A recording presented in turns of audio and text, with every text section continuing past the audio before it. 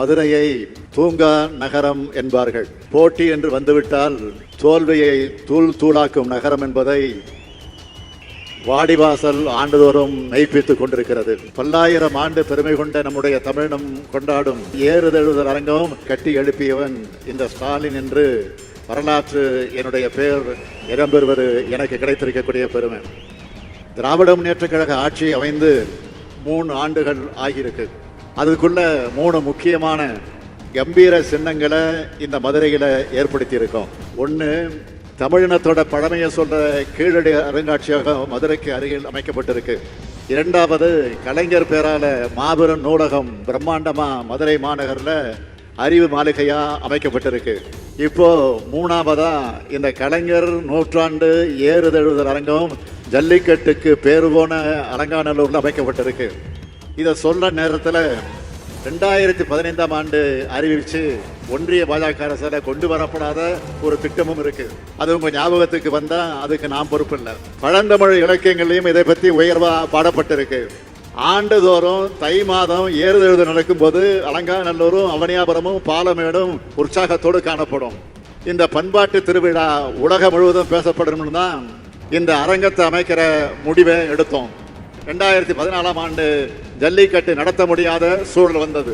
நம்ம இளைஞர்கள் சேர்ந்து மெரினா தமிழர் புரட்சின்னு சொல்ற அளவுக்கு 2017 மிகப்பெரிய மக்கள் போராட்டம் சென்னை கடற்கரையில் நடந்துச்சு. திராவிட மாடல் அரசினுடைய தீவிர முயற்சியால் ஜல்லிக்கட்டு போட்டிகள் நடத்தலாம் என்ற வரலாற்று சிறப்புமிக்க தீர்ப்பை கடந்த ஆண்டு மே மாதம் உச்ச நீதிமன்றத்தில் பெற்றோம். இவ்வளவு தடைகளையும் திமுக அரசு உடைச்சு எறிந்த காரணத்தினாலதான் இன்னைக்கு ஏறுதழுதல் போட்டி கம்பீரமாக நடக்குது. இந்த தருணத்தில் நான் உங்ககிட்ட கேட்க விரும்புவது, சாதி பிளவுகளும் மத வேறுபாடுகளும் தமிழர் ஒற்றுமையை சிதைக்க பிற்காலத்தில் உருவாக்கப்பட்டவை என்பதை உணர்ந்து தமிழர் என்ற நமது அடையாளத்தோடு இது போன்ற பண்பாட்டு திருவிழாக்களை ஒற்றுமையாக நடத்துவோம். இந்த அரங்கில் காளைகள் வீரமாக களம் இறங்கட்டும், காளையர்கள் தீவிரமாக காளைகளை தழுவட்டும். தமிழர்கள் அனைவரும் ஒற்றுமை உணர்வோடு கண்டுகளிப்போம். தமிழ் வாழ்க, தமிழ்நாடு வாழ்க, வீர விளையாட்டான ஏறுதழுதல் வெல்க. நன்றி, வணக்கம்.